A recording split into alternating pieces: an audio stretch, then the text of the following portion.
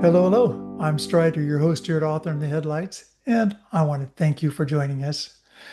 And for those that haven't, if you'll hit that subscribe button down in the corner, you won't miss a single episode. Now, today we get Alan with us, Alan Gratz. Good morning, Alan. Hey, how are you? Thanks for having me. I'm just fine. Now, you've got a lot happening today because you've got a new book coming out. Well, actually, two. War Games, which is a new book, and Refugee, which is kind of brought out as a graphic novel from something that's been there for a while.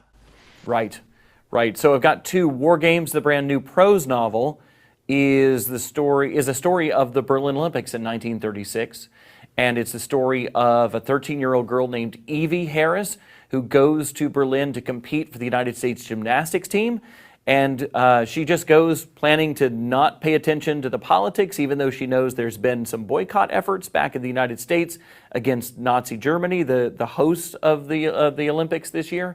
And but she gets there, she starts to compete, and the longer she spends in Berlin, the more she sees the darkness that is behind all the glitz and glamour of the Olympics. And when she sees that, she feels like she has to do something about it. And so she joins up with a group of international athletes who are planning to rob the German National Bank and try to steal gold from the Nazis. So it is a sports story and a heist story put together. Wow. And Okay. then Refugee, the graphic novel, is the graphic novel version of a book that came out in 2017. That was the prose version of Refugee. And Refugee is the story of three kids in three different time periods in three different parts of the world who were all driven from their homes by violence and have to find some place of refuge for themselves and their families. And that book, like I said, came out in 2017. It's been my biggest book by far. It spent more than 5 years on the New York Times bestseller list. It's being used in schools across the country and around the world. And so when we thought, well, which of my books should we turn into a graphic novel first? It was a no-brainer. It was going to be Refugee. Part of the reason I wrote that book was to shine a light on the plight of refugees, to give faces and names to refugees instead of just statistics.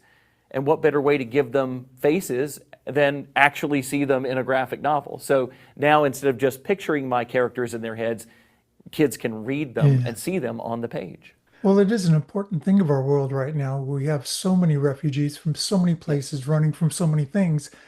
And it breaks your heart to hear the stories of these people. And what would you do if it was you? Right. How do you survive? Where do you go? And you don't have many options, especially when it's controlled by the state, what you do, where you move, how you go about it.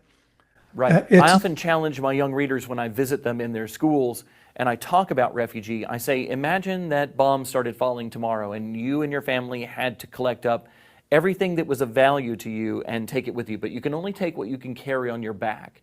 And I say, so imagine one backpack, one empty backpack. You're in your room. What are you going to take with you? What are you going to put into that backpack before you leave? Because you're probably never going to see this house again or any of the stuff in it. And everything that you take with you is the only stuff you can take with you. And it's going to be on your back for miles and miles, hundreds of miles, sometimes thousands of miles, as you journey to a new place of safety. And when you put it like that with kids, I think it really brings home what these people are going through. I hope it does, and I hope that's what my book does as well. yes, it does. And in fact, when I was going through your book, I found, the story, you've got three separate stories that happen and bring about the same concept from three different points of view. I mean, I enjoy that. I can see why it's a big seller for you. Thank you. I Um, wanted to show the parallels in their lives of these characters, even though they take place in very different times and places. And I also wanted to, in the end, show how each of these three characters and their families are connected across the thousands of miles that separate them and the decades that separate them. Because one of my big messages is that we are all human beings. That if we erased all of the borders and the religious differences and the political differences, we're all just human beings. And if we could see that, maybe we would care for each other more in the moment. it's true. Those borders are artificial. They're just They on a are. map. They Yep. can change, they go, but the people are pretty much there. We're where we Yep. are. And it's not our fault we go where we are. We're born where we are. We're born You're who we born where you're are. born. That's Yeah. right. And it's up to us to deal with our lives. Yeah. And war games. Now, I'm old enough to actually understand the history of that, what happened in Berlin, though I wasn't necessarily part of anything at that point in my life. But to recognize the government history in Germany and what was happening in the Yeah. Nazi regime and Hitler and how the Olympics happened during that and it was there. So to me, I understand it, but for kids nowadays, shucks, most of the adults at this point, that's Right. ancient history. Ancient So history, I know. So one of the things I always have to remember every time I write a book about World War II, I have to start all over again in my head and on the page. I can't assume that my young readers know anything about that's World right. War II. That's It right. may be their 10th book that they've read about World War II, but it could be their first. And maybe they haven't even covered World War II in school yet. So I can't just say, look, there's Adolf Hitler in the stands, and know that, like with an adult audience, they would understand all that that means.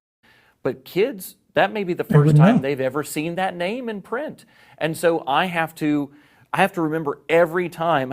It becomes a joke with me and my editor. Every book I'm kind of re-explaining World War II and Hitler and the Nazis' rise to power all over again, and each book trying to find a different way to do it. I cannot make assumptions about what they know and what they don't know. Yeah. Now to go back a little bit, now you write middle grade historic fiction and fantasy. I've written some fantasy in the past. I've also written some mysteries and some Mhm. contemporary stories. I would say that, though, the majority of books now in my career are historical thrillers. And you've got 8 of them, something like that. Something, Does I it think, have a eight or series name or is yeah. it just kind of a clumping of the same kind? It's just a clumping. It's like, but the great thing that Scholastic did was give them all covers that look alike. So they have Yes, black and white and red covers. And so when a young reader goes into the library or into a bookstore and they sees them all on the recognize it. shelf, right, they look alike. So hopefully they'll know that no matter what time or place the book takes place, that they'll get the same kind of It's reading similar, experience similar out of the reading book. experience. So you got Right. war games that are just coming out. Code of Honor, Right, was a Project, contemporary thriller. Yeah, yeah, Project 1065, a story about a 1065. kid who's a spy in the Hitler Youth. Of course, your Grenade refugee is that's about a, there. oh Grenade. yeah, Refugee. Yeah, Grenade is a story about a kid who, an Okinawan boy who's trapped between the United States and the Japanese armies on Okinawa during World War II. I've got Pearl Prisoner Harbor, B, D-Day. Yeah, Prisoner B about the Holocaust, right? um, Allies, That's my um, D-Day book. on Ground Zero. Oh, that's right. Yes, of course. Which talk about ancient history.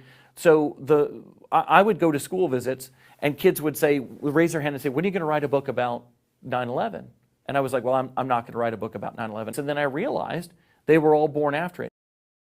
And so every kid that I speak to, like, that's ancient history to them. And I did write that book because they had so many questions about that day, and I wanted to show them the way that I and so many other Americans felt that day, the fear that we felt, and then of course talk about what followed. And so that book is not just about 9/11; it's also about the war in Afghanistan that lasted for almost That's another right. 20 years Yeah. after that.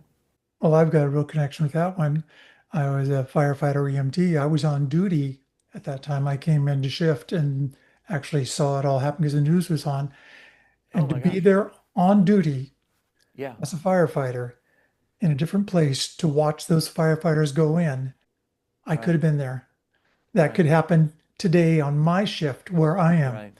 It was really impactful for me Yeah. doing that job and seeing those people called in. We say never forget, and on September 11th we talk about it that day, but there's a lot of the rest of the year where we don't talk about that. It would be like Pearl Harbor when I was young. You know, Right.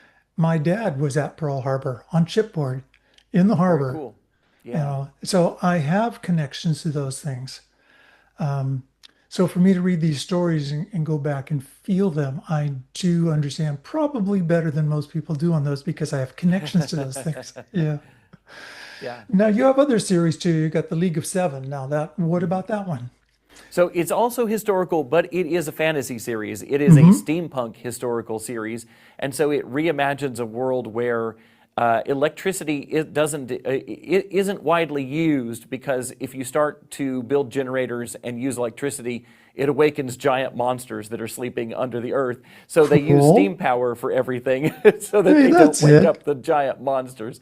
I had a lot of fun with that one, sort of playing with American history and taking it in fun and different ways, different directions than I would for a realistic Yeah. history series. So series for me. Beautiful covers too. That's great They're artwork great. in it. I was really lucky to get those amazing illustrated covers.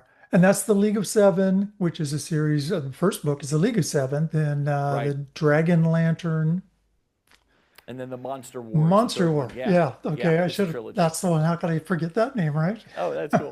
As a trilogy. Yeah. A fun set there. And I said the Horatio Wilkes Mysteries. Right. What is That's that second.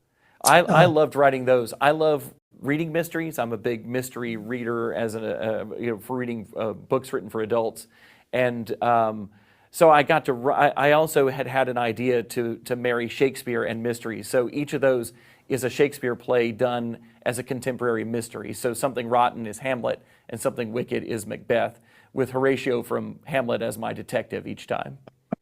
Now, I did not realize that. That's very cool. I like that. The first one takes place in Denmark, Tennessee. There's Something Rotten in Denmark, Tennessee, and it's the local paper plant. That's cool. That's I had a lot of fun. fun with those. Yeah. And then you did an assignment with Starfleet Academy, I the did. I love Star assassination Trek, so I game. got to write a Star Trek novel. Really cool. And I like the fact you can take your books and put them into graphic novels too. Use Right. more options for those Yeah. stories.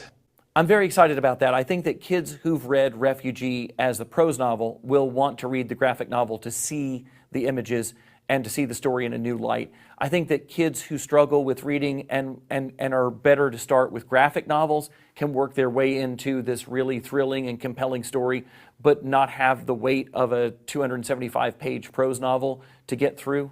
So I think that either one can be the first entree into the story for a young reader, but I think then they're probably going to want to read the other one, either to get more complexity out of the novel or to Sure. see the images in the graphic novel of what they just read.